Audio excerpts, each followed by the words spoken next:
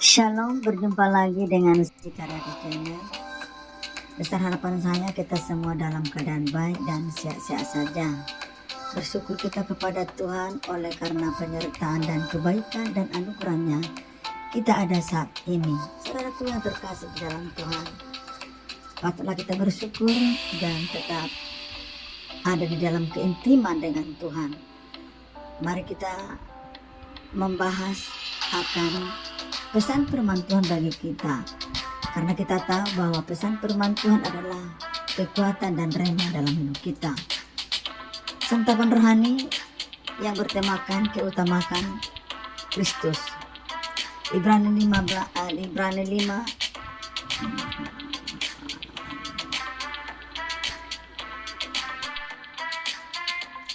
Salam saudaraku yang terkasih dalam Tuhan. Berjumpa lagi dengan saya di Karyati Channel. Besar harapan saya kita semua dalam keadaan baik dan sehat-sehat saja.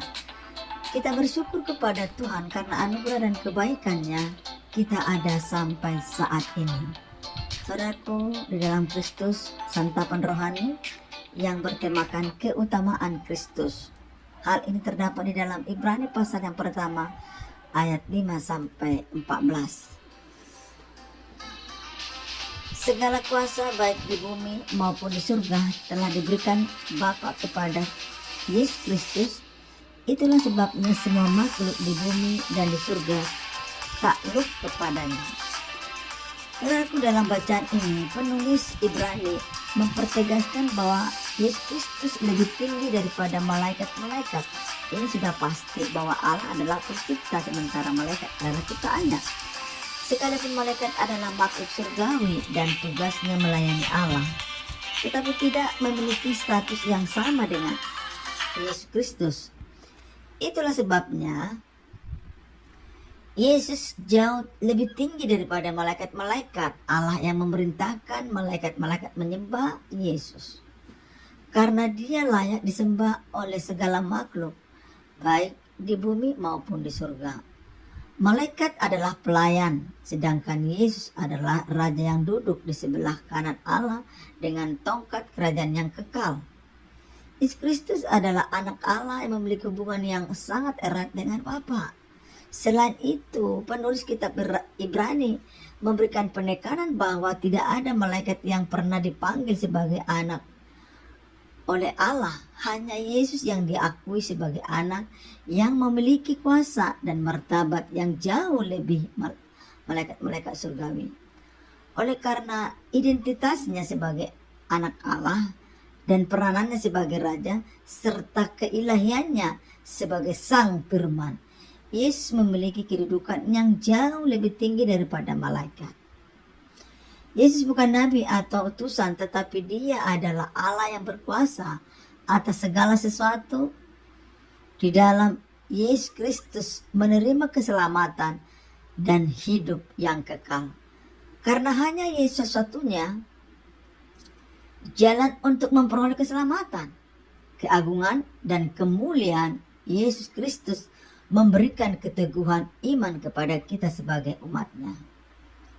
Untuk itu sebagai anak-anak Allah, sudah seharusnya kita menempatkan Yesus paling utama dalam hati dan pikiran kita. Karena Yesus adalah berkorban di atas kayu salib untuk menebus dosa-dosa kita. Dibayar bukan dengan barang yang fana atau dengan emas perak, tetapi dengan darahnya yang mahal. Dengan demikian, hendaklah kita menyembah dia dengan sepenuh hati, karena dia adalah Allah yang layak menerima pujian, penghormatan, dan penyembahan kita. Saudaraku yang terkasih di dalam Kristus, sudah jelas-jelas kita perdengarkan dan bahkan sedikit penjelasan dari Ibrani pasal yang pertama ayat 5 sampai yang ke-14. Mari terlebih dahulu kita juga baca.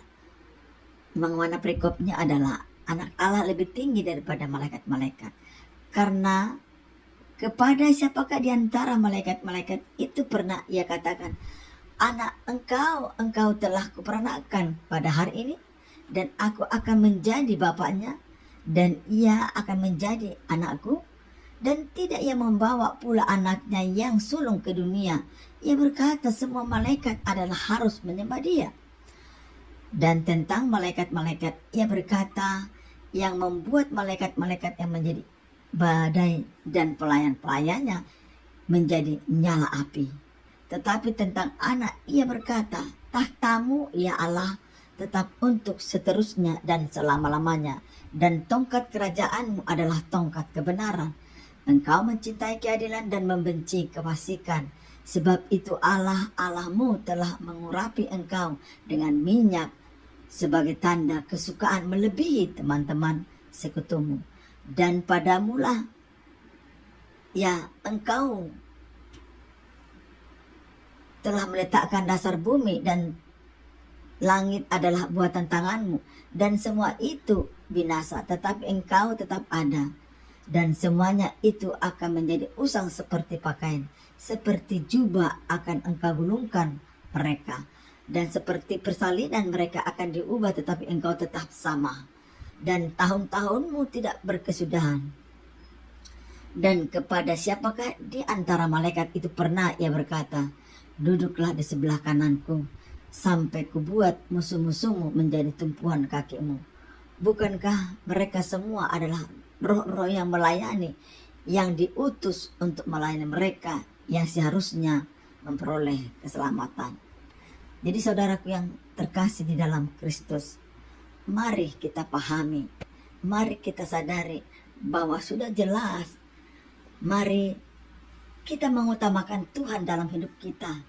Kita harus menyadari betapa agungnya Tuhan, dan kita harus mampu memposisikan kita sebagai siapa kita di hadapan Tuhan.